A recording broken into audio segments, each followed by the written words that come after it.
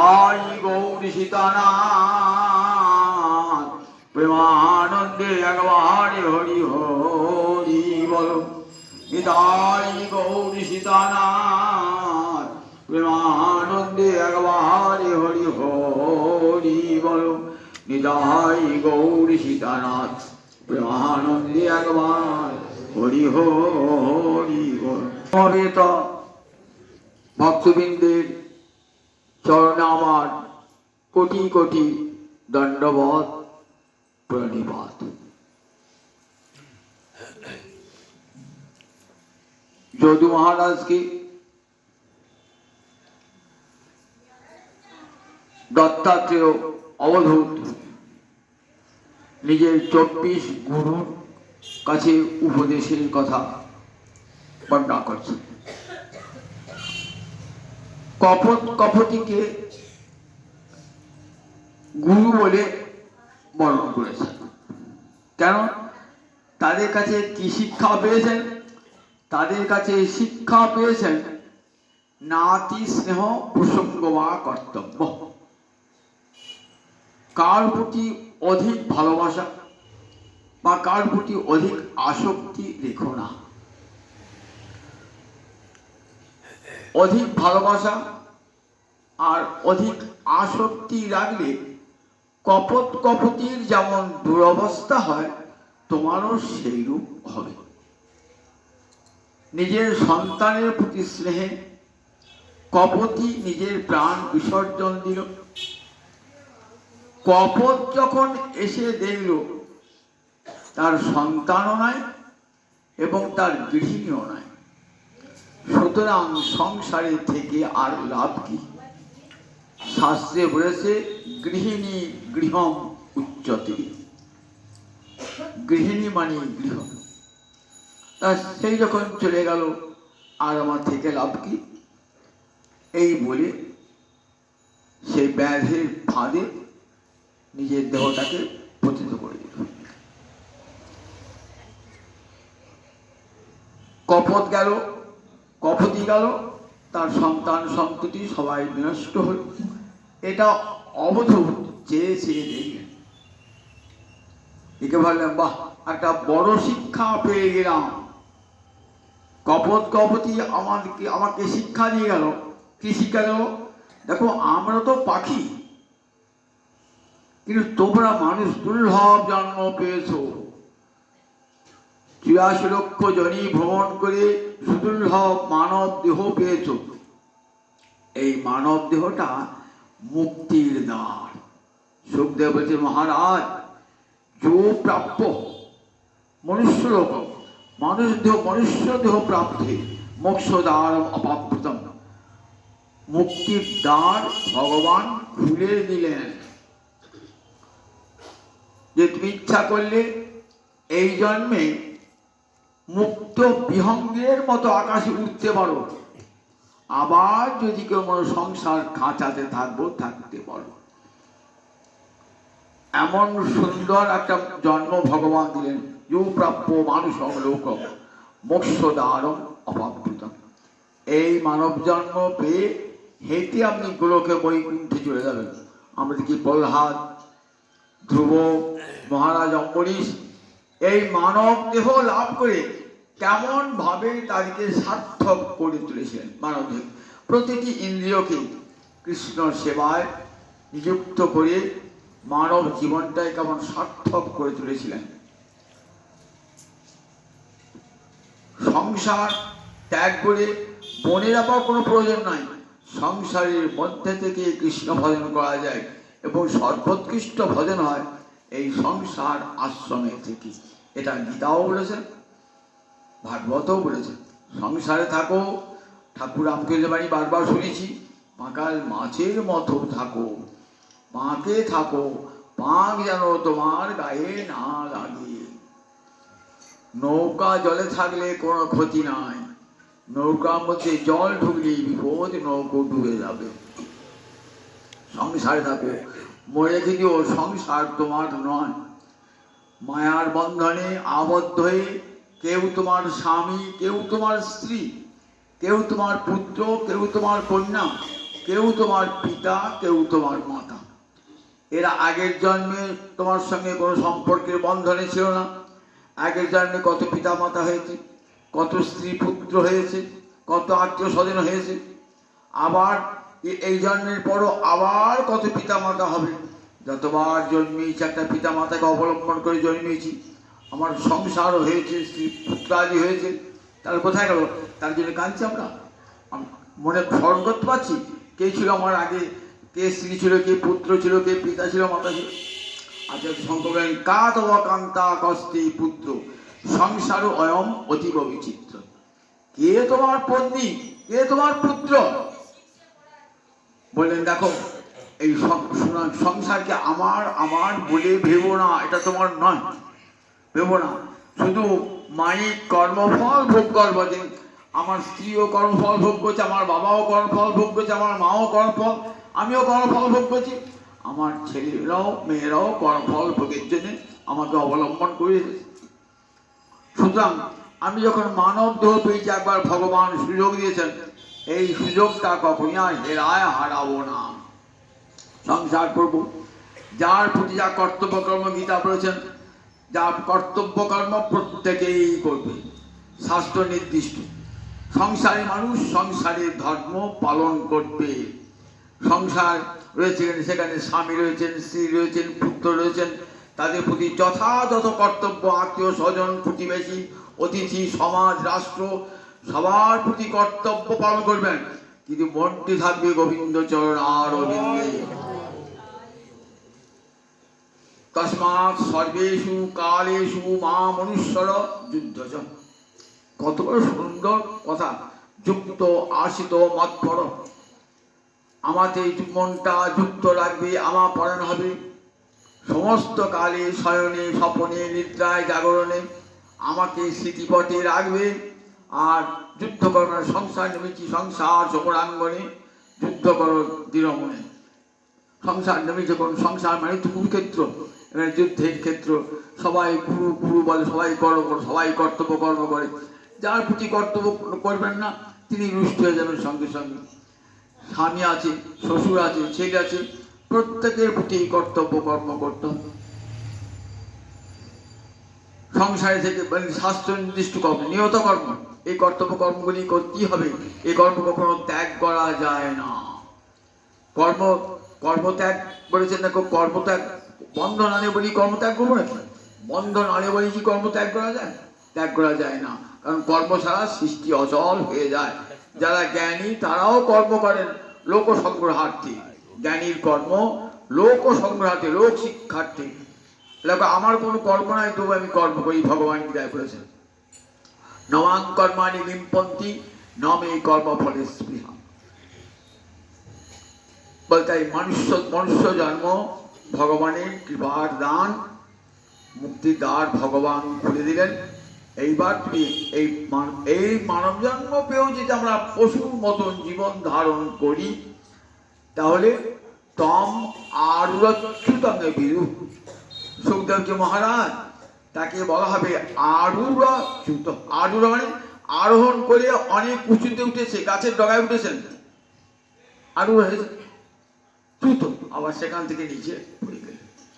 অর্থাৎ মানব সামান্য কৃমিকীট থেকে মানুষ হয়েছি, কত উঁচুতে উঠেছি, আবার সেখান থেকে বিষয় ভোগ করবার জন্য আবার নিচে নেমে এলাম। তম আরুরচ্যুতম। এইবার তো ক্রমশ উঠবো। মানব জন্ম দিয়েছেন ওঠার জন্য, কিন্তু নামার জন্য নয় তো। কিন্তু মানব জন্ম পেয়েও নামার জন্য আমাদের। সুখদেব বলছেন মহারাজ, সুখম ঐন্দ্রিয়কম স্বর্গে নরকে এববা। সুখ নরকেও পাওয়া যায়, স্বর্গও পাওয়া যায়।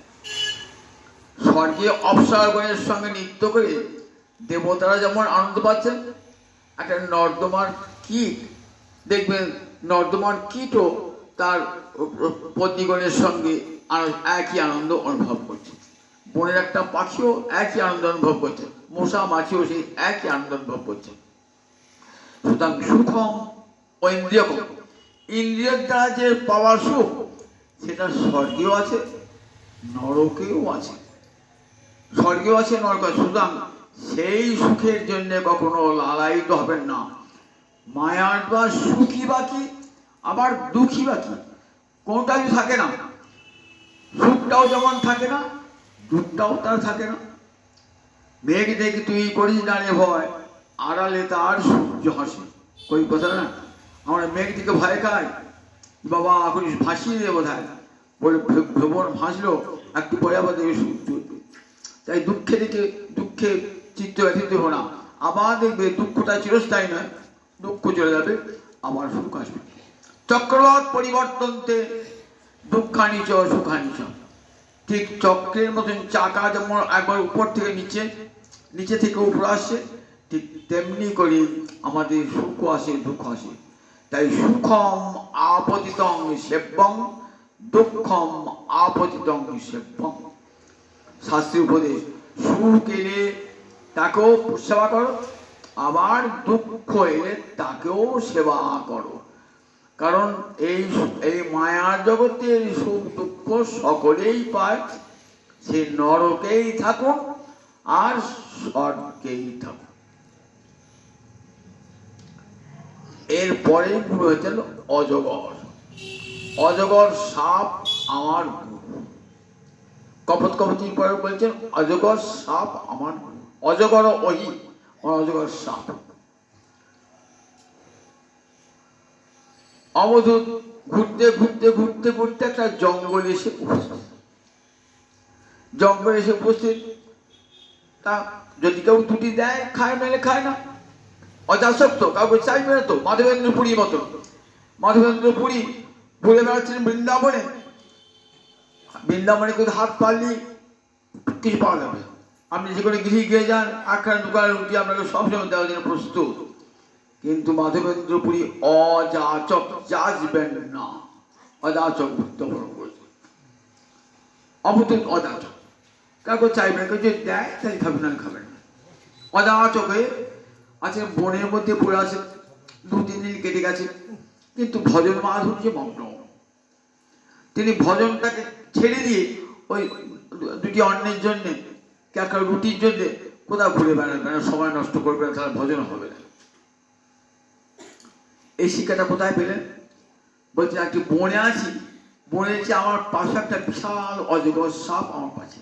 কেমন নির্ভীক আছে দেখুন, পাশে সাপ রয়েছে, আমাদের ভয়ে বিশাল দূরে পালাবো ছুটে। আর সাপটা যে রয়েছে এতটুকু ভয় না, নির্ভীক। কারণ শরণাগত তো, দেহটা গোবিন্দের চরণে অর্পণ করে দিয়েছেন। তাকিয়ে তাকিয়ে দেখছেন সাপটা তো কিছু খাচ্ছে না, নড়ছেও না, চড়ছে না, চুপটি করে সাপটা। তা ও বিচার করে, একদিন তো কোনো খাবারই জুড়ল না, দ্বিতীয় দিনও কোনো খাবার জুড়ল না, তৃতীয় দিনও দেখছেন খাবার জুটছে না। শেষের দিকে একটা হরিণ এসে উপস্থিত। অজগর সাপ তো একটা গোটা হরিণকে গিলে খেতে খেতে। আমি বললাম বাহ, এই তো অজগর, তুমি আজ থেকে আমার গুরু হলে, তোমার কাছে একটা শিক্ষা পেয়ে গেলাম আমি। যে দেখো, ভোজনের জন্য ভজন নষ্ট করো না, ভোজনের জন্য ভজন নষ্ট করো না। জীব সৃষ্টি করেছেন যিনি, আহারের ব্যবস্থাও তিনি করে রেখে দিয়েছেন। কত পশু পাখি কীট পতঙ্গ রয়েছে, আপনার আগে থেকে দোকান থেকে জিনিসপত্র কিনে এনে বাজারে বাড়িতে মজুত করে না, কিছুই তাদের নাই। খাবার জুড়লো না জুড়লো, কোনো উঠতে তো কোন পাবে, কোন পাবে না। এমন তো বহু প্রাণী রয়েছে, হনুমান বাঁদর সব রয়েছে, কিন্তু তারা খাবার ঠিক পেয়ে যায়, তাকে বিচার ঠিক করে। তা অজগর সাপটা ঠিক দিবে, তখন মনে হলে গীতার বাণী কত সত্য বাণী। ভগবান গীতায় অর্জুনকে বলছেন, অর্জুন অনন্যাস চিন্তন্তমাং যেজনা পর্যুপাসতি তেষাং নিত্যাভিযুক্তানাং যোগক্ষেমং বাহ্মা। অনন্যাস চিন্তন্ত, চিন্তাটা কিন্তু অনন্য, এই ভজনটা কিন্তু অনন্য ভজন। দেখছি আমাদের অবতীর্ণ ভজনটা, যে মনটা গোবিন্দ চরণ ছেড়ে আর কোথাও যাচ্ছে না, এইরকম যদি ভজনটা অনন্য ভজন হয়, অনন্যাস চিন্তয়ন্ত, সত্যিপত্য হয়েছে সব সময়ে চিন্তা, সংসারে সকল কাজের মধ্যে চিন্তা, এখানে চিন্তায় অন্ত দিয়েছেন, অনন্যাস চিন্তন্ত। আর অন্য কোনো কৃষ্ণ ছাড়া অন্য কোনো ভাবনা নাই। আর শয়নে স্বপনে নিদ্রায় জাগরণে 24টি ঘন্টা কৃষ্ণ চরণের স্মৃতি বুকে নিয়ে রয়েছেন। অবিস্মৃতি কৃষ্ণ চরণ অরবিন্দয়, গোবিন্দ চরণ অরবিন্দে। এমনি করে যে যেনা মাং পর্যুপাসতে, পর্যুপাসতে শব্দের তাৎপর্য আছে পরিযুক্ত, উপাসতে সন্ধি করে পর্যুপাসতে, পরিমাণে পরিত সর্বতভাবে যে আমার উপাসনা করে। সর্বতভাবে উপাসনা মানে শুধু মুখে হা কৃষ্ণ বললাম কিন্তু মনে হা কৃষ্ণ বলি না। বললে মুখে যেমন বলবো, বাক্যে যেমন বলবো, অন্তরে তেমনি বলবো। কায়িক, বাচিক, মানসিক 3 ভাবেই গোবিন্দের ভজনা করব। এই নাম পর্যুপাসনা। যেন ভজনে কোনো কপটতা না থাকে। আমরা ভেজাল দিয়ে দিই, এমন আমাদের অভ্যাস না, আমাদের ভজনও ভেজাল দিয়ে দিই। মনুষ্য জাতি বড় কপট, বাইরে এক আর ভিতরে আর এক। এত কপটতা, ভগবত ভজনও তাদের কপটতা। বাইরে হা কৃষ্ণ বলে কাঁদছেন, ওটা লোক দেখায়নি মাত্র। মহাপ্রভু নিজে বলছেন না যে আমি কারো কাঁদি জানো, আমি দেখো আমার হৃদয়তুল প্রেম নাই, কাঁদেন কারো প্রভু লোক দেখাবার জন্যে, সৌভাগ্য জ্ঞাপন করবার। জগৎকে শিক্ষা দিচ্ছেন। মহাপ্রভু সত্যিকার কাঁদছেন, কৃষ্ণ প্রেমেই কাঁদছেন। কিন্তু তুমি প্রেমে এমন কৃষ্ণ প্রেম বল না, না আমার কোনো কৃষ্ণ প্রেম নাই জানো, সৌভাগ্য জ্ঞাপন করবার জন্য আমি কাঁদি। আমরা ঠিক তাই কাঁদি, খুব কাঁদছি, মন্দিরে দেখাচ্ছি খুব ভরবার ভাবছে, খুব ভক্ত ভাবছেন, কিন্তু আমার তো কান্নাটা শুধু ওই তৎকালীন লোকজনকে দেখাবার জন্য, কিন্তু ভিতরে কাঁদি না। ভিতরে কাঁদলে লোককে, বাইরের লোককে দেখাবার দরকার ছিল না কান্না। কিন্তু বললেন ভিতরেও কাঁদবে, বাইরেও কাঁদবে, বাক্যেও কাঁদবে, মনেও কাঁদবে, হৃদয়েও কাঁদবে। কায় মনো বাক্যে যে ভজন তার নাম পর্যুপাসন। এমনি করে যে অনন্য ভজন করে, তাহলে এমনি করে ভজন করবো, তাহলে আহার আদি জুটবে কি করে, বাঁচতে হবে তো, খাবো কি করে? অর্জুন যেন বলছেন সেই চিন্তা তোমার নয়। যে একটা শিশু মায়ের কোলে পড়ে থাকে তো, সে কি চিন্তা করে? সে কি রোজগার করতে যায়? সে রোজগার করতে যায় না, সে জানে আমার মা কি আমাকে খাওয়াবে। ঠিক তেমনি শিশুর মতন গোবিন্দ চরণে যদি শরণাগত হয়ে থাকো না, বলেন তার ভার আমার। শিশুর যেমন সমস্ত ভার তার জননীর উপরে, ঠিক তেমনি গোবিন্দ তার সব ভার নিয়ে নেন। অনন্যা চিন্তন্ত মাং যেজনা পর্যুপাসতে তেষাং নিত্য, আবার বলেন নিত্যাভিযুক্তানাং, নিত্য আমার সঙ্গে অভিত, সর্বতভাবে যুক্ত, সর্বতভাবেই যুক্ত। কথায় বার্তায়, শয়নে স্বপনে নিদ্রায় জাগরণে আমার সেবাতে সারা দিন রাত সে যুক্ত হয়েছে। তার যোগ এবং ক্ষেম, যোগ মানে অপ্রাপ্ত বস্তুর প্রাপ্তির নাম যোগ, যেটা আপনার নাই সেটা পাওয়ার নাম যোগ। আজ পেলেন, তাকে রক্ষা করতে হবে তো, সেই প্রাপ্ত বস্তু রক্ষণের নাম ক্ষেম। তাহলে তার যোগ এবং ক্ষেম এটা আমি বহন করি। এই যোগ ক্ষেম বলেন গ্রাসাচ্ছাদন পর্যন্ত, আমার গ্রাসে আমার আচ্ছাদন। এক অর্জুন মিশ্রের কাহিনী শুনেছেন, আর একটা কাহিনী শোনায় গীতা পণ্ডা। পণ্ডা মানে পণ্ডিত। গীতা এত সুন্দর, উড়িষ্যার এক পণ্ডিত এমন গীতা ব্যাখ্যা করতে সুন্দর, তার নাম হয়ে গেল গীতা পণ্ডা। গীতায় সুপণ্ডিত, খুব দরিদ্র ব্রাহ্মণ, কিন্তু যেখানে না গীতায় সুদৃঢ় বিশ্বাস, আর এমন করে গীতা পাঠ করেন না, সবাই আনন্দ পান তার গীতা পাঠ শুনে। তার গীতা পাঠ করতে করতে তার খেয়াল থাকে না যে আমার একটু বয়স ব্যয় করতে হবে, সংসার চলবে না, স্ত্রী আছে, পুত্র আছে। একবার প্রায় 3 দিন উপবাস, গীতা পাঠ করেছেন, নানা টিকা টিপ্পণী লিখছেন, বহু গীতার টিকা টিপ্পণী ব্যাখ্যা করছেন, পড়ছেন। স্ত্রী বলছে দিন রাত গীতা পড়লেই হবে? গীতা পড়লে আর জুটবে? তুমি দ্বার পরিগ্রহ করেছো, ঘরে ছেলে রয়েছে, 3 দিন অনাহারে রয়েছে, খাবে কি? বললেন শোনো, ভগবান কি বলেছেন জানো? দিননি কি বলেছে? অনন্যা চিন্তন্তমাং যেজনা পর্যুপাসতি তেষাং নিত্যাভিযুক্তানাং যোগক্ষেমং বহাম। কিন্তু তখন 3 দিন খায় নাই তো, ছেলেরা খেতে পারে না, ক্রুদ্ধ হয়েছে তো, তখন কি করলেন, একটা কলম নিয়ে এসে 3টে আঁচড় দিয়ে দিয়েছে বহাম মহামের জায়গায়, 3টে আঁচড় দিয়ে দিয়েছে। ব্রাহ্মণ তো কান্তার্পণ করেন, জানেন গীতায় আঁচড় দিলে পারে গোবিন্দ অঙ্গেই আঁচড় দেওয়া হয়, গীতা মে শরীরং পার্থ গীতা গোবিন্দেশ্বরী। চল আজ গোবিন্দের আঁচড় জগন্নাথের প্রসাদ পেয়ে আসবে, চল।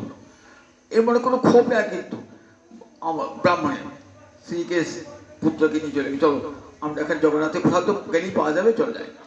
গিয়েছেন হেঁটে হেঁটে জগন্নাথের প্রসাদ, দেখছেন জগন্নাথ দর্শন করছেন তো, দেখছেন ঠোঁটে 3টে চেরা দাগ, ঠোঁটে 3টে দাগ, হাও হাও করে কাঁদছেন।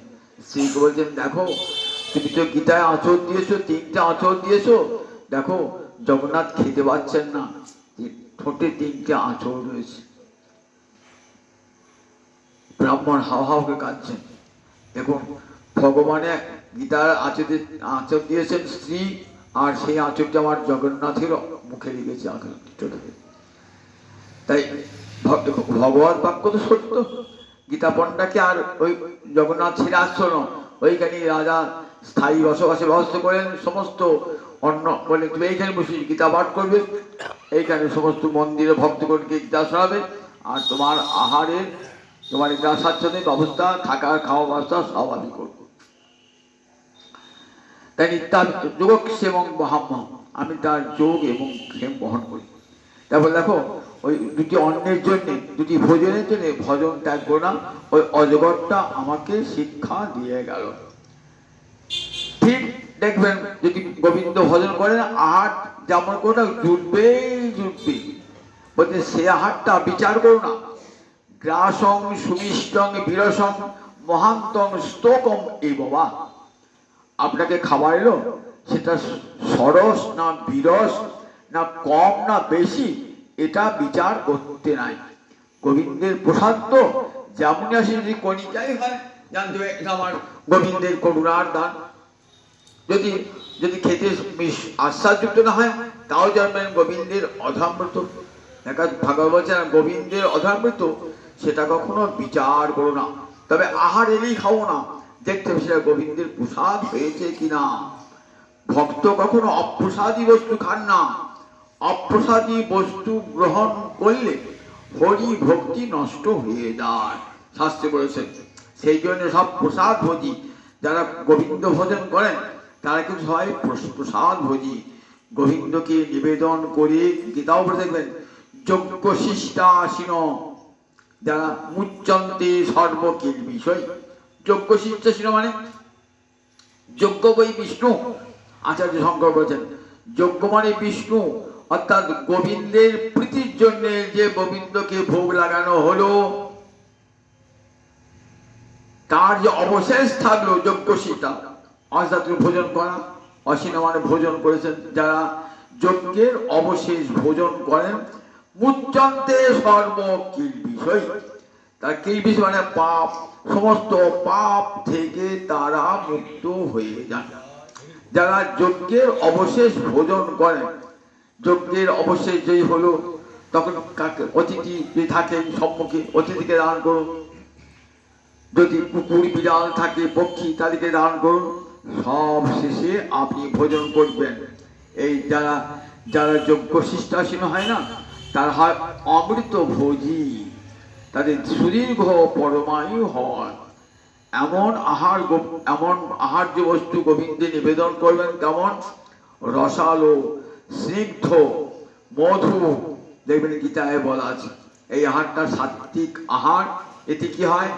আয়ু বৃদ্ধি প্রাপ্ত হয়, রোগ নাশ হয়, শক্তি বৃদ্ধি প্রাপ্ত হয়। এই আয়ু সত্য বলা আরোগ্য, দেখবেন গীতাতে বলা আছে।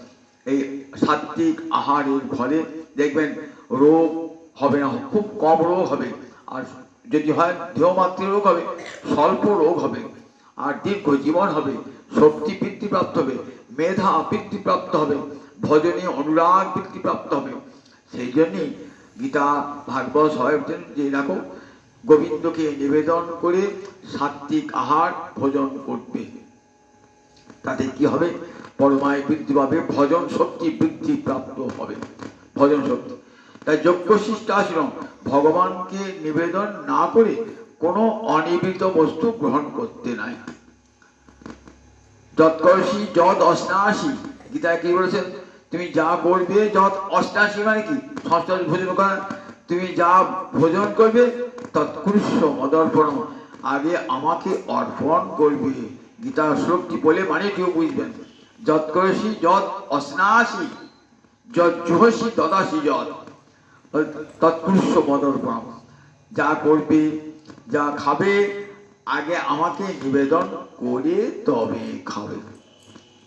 কোনো জায়গায় গিয়ে চা খাবে, এক কাপ তুলসী পাতা নাই, তারপরে তুলসী মালাটা তো আছে, তুলসী মালাটা ঠিকিয়ে চাটা ঠিকিয়ে গোবিন্দকে নিবেদন করে খেলেন।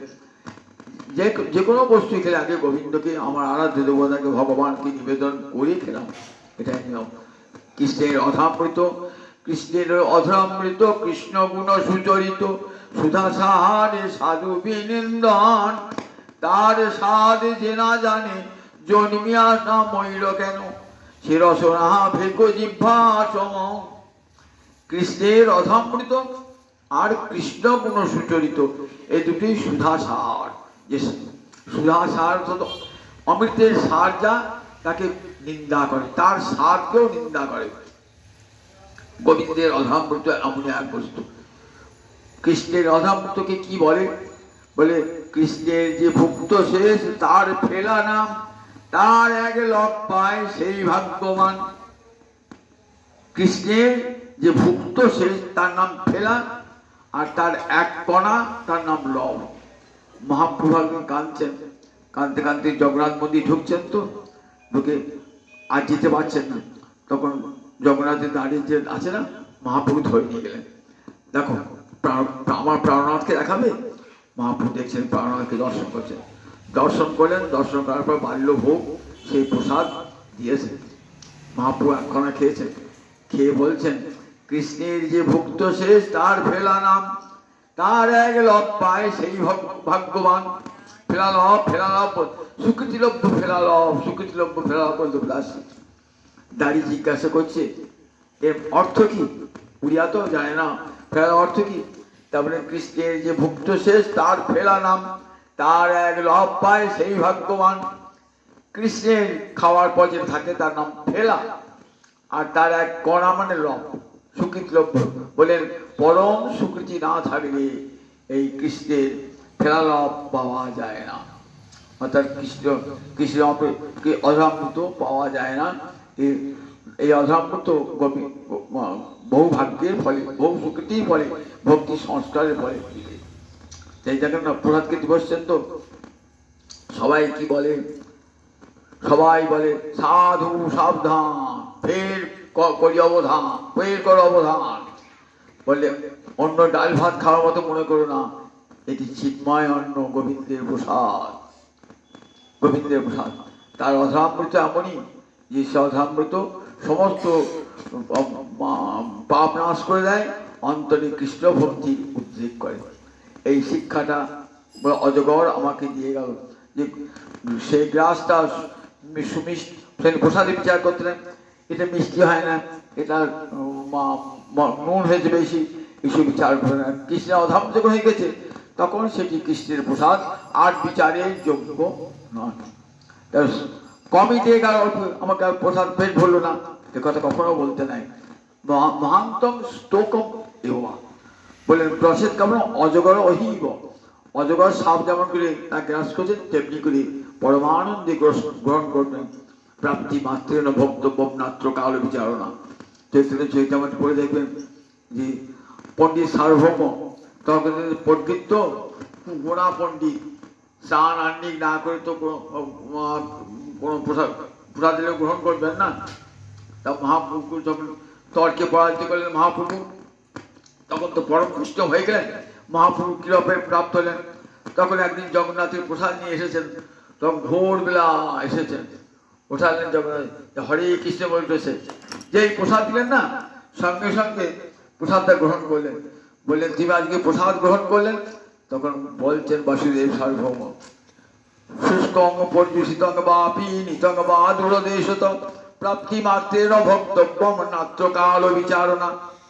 শুকনো হোক বাসি হোক দূর দেশ থেকে যে কেউ নিয়ে আসুক, যে কেউ নিয়ে আসুক, তার জাতি বিচার করবে না।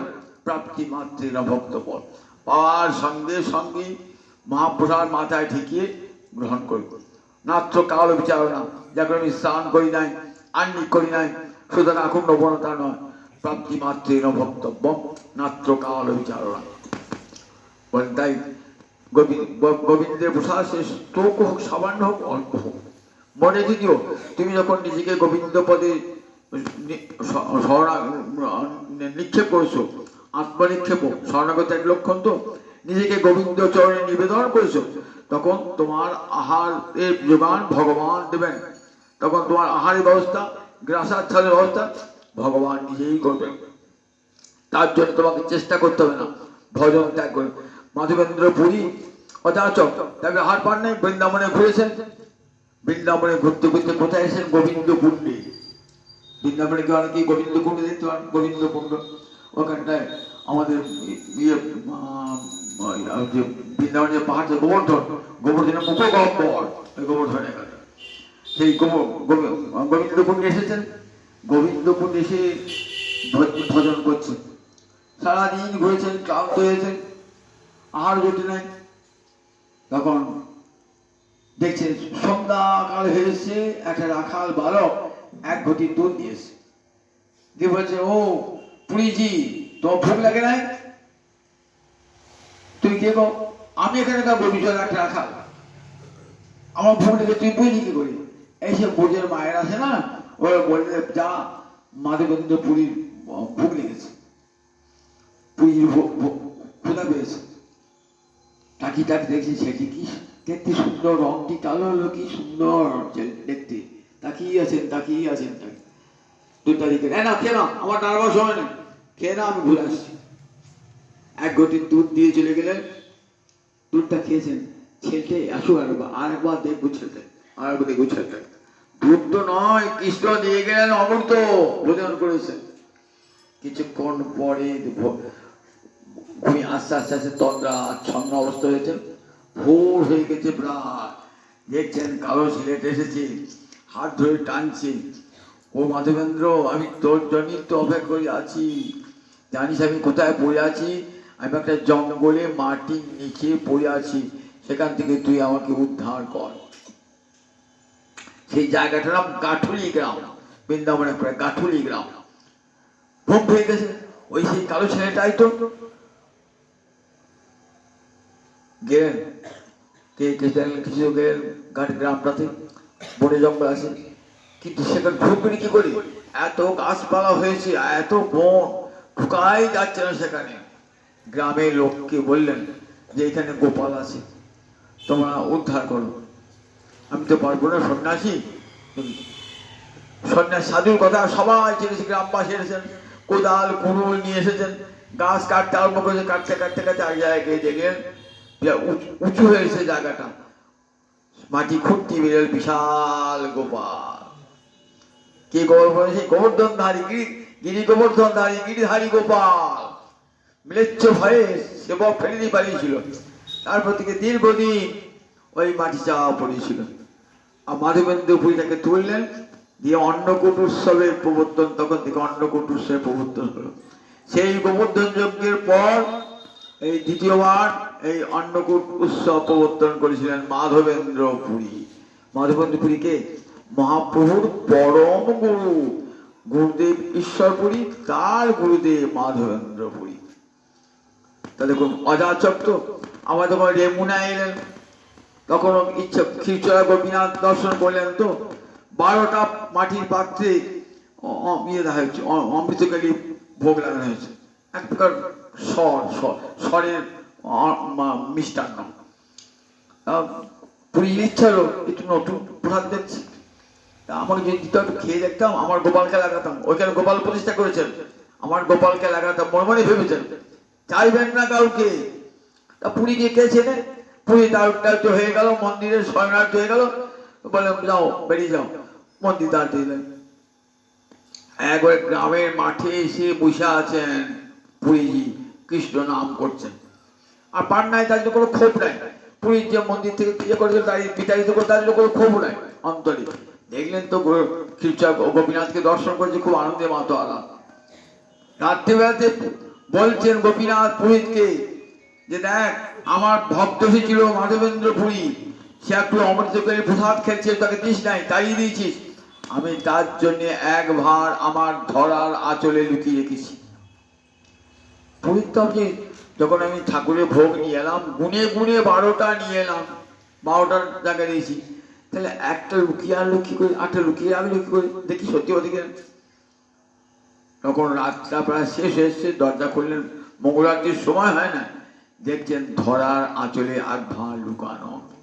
অবাক হয়ে পুরী, কে মাধবেন্দ্র চিনি না তো মাধবেন্দ্র পুরী। সেই রাত্রেই ওই এক ভার ওই ক্ষীর নিয়ে ছুটছেন, কোথায় মাধবেন্দ্র, কোথায় মাধবেন্দ্র পুরী। গ্রামের মাঠে বসে হরে কৃষ্ণ কৃষ্ণ কৃষ্ণ হরে হরে, হরে রাম রাম রাম হরে হরে কীর্তন করছেন। তুমি মাধবেন্দ্র পুরী? বলে হ্যাঁ। এই দেখো তুমি এই অমৃতকালী ভোগ খেতে ছিল না? বলে হ্যাঁ। কি করে জানলে? আমাকে স্বপ্নে বলেছেন গোপীনাথ। কাঁদছেন হাওয়া করে, গোপীনাথ তোমার এত কৃপা, তুমি সত্যি অন্তর্যামী, অন্তর থেকে বুঝতে পেরেছো আমি ক্ষীর চাইছি। সেই ক্ষীর প্রসাদ খেলেন, সেই ক্ষীর প্রসাদে ভাঁটটা পর্যন্ত ভেঙে নিয়ে আঁচলে বেঁধে নিয়ে গেলেন। তা দেখুন অযাচক বৃত্তি, কিন্তু ভগবান কেমন বৃত্তি দেন, অযাচক। গুরু সনাতন সবাই বৃন্দাবনে কিন্তু অযাচক। যদি কেউ দিতেন খেতেন, কবু খোল মাটা, কবু উপবাস, কবু চানা চর্বণ, কবু বাস, চাইতেন না, কারোর কাছে চাইতেন না। রূপ গোস্বামীর অন্তরে ইচ্ছা জেগেছে যে আমার দাদা সনাতন কত ভোগে সুখে ছিলেন। দেখতেন তো প্রধানমন্ত্রী বুঝুন একবার তখনকার দিনে কিরকম খাওয়া দাওয়া হতো, এত রাজভোগের খেতেন। আর বৃন্দাবনে এসে কারো কিছু চাইবেন না, অযাচক, কোনোদিন দুটি ক্ষুধা খেতে পান না। দাদা পরমান্ন খেতে খুব ভালোবাসতেন। তা কি করে দাদা কি পরমান্ন খাওয়ায়, খুব অন্তরে ইচ্ছা জেগেছে। মনে মনে কি বাসনা, মনের বাসনা মনেই থেকে যাবে। কোনোদিন তো খাওয়া দাওয়া দাদাকে কোথায় চাল পাবো, উনি তো অযাচক, রূপ গোস্বামী তো অযাচক, কাউকে চাইবেন না। কোথায় চাল পাবো, কোথায় বা মিষ্টি পাবো, কোথায় বা দুধ পাবো, মনে মনে ভাবছেন। একদিন দেখছেন একটা ছোট্ট ভুজো বালিকা এসেছে, এসে বলছে এ কোথায় কি, এই দেখ আমি চাল দিয়ে গেলাম। কিছুক্ষণ বাদে আবার সে ঘুরেছে, এই দেখ আমি মিষ্টি দিয়ে গেলাম। আবার কিছুক্ষণ বাদে এসে এই দুধ দিয়ে গেলাম, পরমান্ন করে খাওয়া, গোপালকে খাওয়া, গোবিন্দকে খাওয়া, তোর সেবিত বিগ্রহ গোবিন্দকে খাওয়া। বারবার আসছে মেয়েটা, দিয়ে দিয়ে চলে যাচ্ছে। সেইখানে রন্ধন করলেন, রন্ধন করে দাদাকে নিব, দাদা তুমি পায়েস খেতে ভালোবাসতে, এক তোমার জন্য পরমান্ন রন্ধন করে খাবে। দিয়েছেন, ভাই বলেছে দিয়েছেন। খেয়ে বলছেন এত সুন্দর চাল, এমন সুন্দর মিছরি দুধ পেলি কোথায়? তা বলছেন এক পুজোবালা দিয়ে গেল। পুজোবালা দিয়ে গেল? বলে হ্যাঁ, আমি তো চাই নাই গেল, যেহেতু নিশ্চয় না, কাউকেই চাই নাই। আমি মনে মনে দাদা তোমাকে আমি খাওয়াতে চাইছিলাম, তুমি ভালোবাসতে পরমান্ন তো, তাই তোমাকে পরমান্ন আমি খাওয়াবার ইচ্ছা করেছিলাম, মনে মনে ইচ্ছা করেছিলাম, কাউকে বল যাই নাই। তাহলে কে দিয়ে গেল? একটা ভোজবালা দিয়ে গেল, খুব সুন্দরী দেখতে। বলি পাশে এই গোয়ালাপাড়ায় থাকি আমি। তা কি দিয়ে গেল? একবার প্রথমে এসে চাল দিয়ে গেল, তারপর মাখন আর মিষ্টি দিয়ে গেল, তারপর দুধ দিয়ে গেল। বললেন রূপ তুমি ভালো কাজ করো নাই, প্রিয়াজিকে খাটিয়েছো, প্রিয়াজি মানে রাধানী, রাধানীকে খাটিয়েছো, বারবার তোমার জন্য চাল এনেছে, মিষ্টি এনেছে, দুধ এনেছে, তুমি ভালো কাজ। কখন এরকম বাসনা অন্তরে রাখবে না। তুমি সন্ন্যাসী, অযাচক বৃত্তি ধারণ করেছো, কখনো মনে মনে এমন বাসনা রাখবে না। রূপ গোস্বামী ভাবছেন কাজটা আমার ঠিক হয় নাই, প্রিয়াজিকে এত খাটিয়েছি, বারবার একবার দুধ আনছেন, একবার মাখন আনছেন, একবার বিষ আনছেন, একবার চাল আনছেন, এটা আমার ঠিক হয় না। মনে মনে ভাবলেন দেখুন গোবিন্দ যে দেখুন যে তার অনন্য মনে যে ভজন করে, তার যে আসাচ্ছাদন ভগবান করেন, একথা গোস্বামীপাদকে চরিত্র অনুসরণ করেই দেখতে হবে। চরিত্র অনুসরণ করে দেখতে হবে তারা কোথাও চান নাই, অযাচক বৃত্তি অবলম্বন করেছেন, কিন্তু আহার জুটে গেছে সবাই কেউ না কেউ। তারা কেমন আহার বলে, যেটুকুতে এই জীবনটা রক্ষিত হয়, দেহটা রক্ষিত হয়, যেটুকুতে যেটুকু জীবনটা রক্ষিত হয়, দেহটা রক্ষিত হয়, কৃষ্ণ ভজনের জন্য বেঁচে থাকা। যতদিন ভজন সিদ্ধি না হচ্ছে ততদিন সাধকের জীবনটা থাকে। তা বাঁচাতে গেলে কি করতে হবে? খেতে হবে। খাওয়ার জন্য বাঁচে না, ভজনের জন্য বেঁচে আছেন। আর না খেলে শরীরটা বাঁচবে, থাকবে না, ভজন হবে না। এই জন্যেই তাদের খাওয়া। বললেন 7.5 প্রহর যায় ভক্তির সাধনে। একটা দিন কত? 8 প্রহর, 3 ঘন্টা একটা প্রহর, তাহলে 24 ঘন্টা। 7.5 প্রহর মানে 21 ঘন্টা চলে গেল। 21 ঘন্টার পর আবার 1.5 ঘন্টা, তাহলে 22.5 ঘন্টা চলে গেল। থাকলো 1.5 ঘন্টা। এই 1.5 ঘন্টায় কি হয়? নিদ্রা, ভোজনে, শয়নে, তাহাও নহে কোনো দিনে। 1.5 ঘন্টা থাকতো নিদ্রা, ভোজন, শয়ন 1.5 ঘন্টা।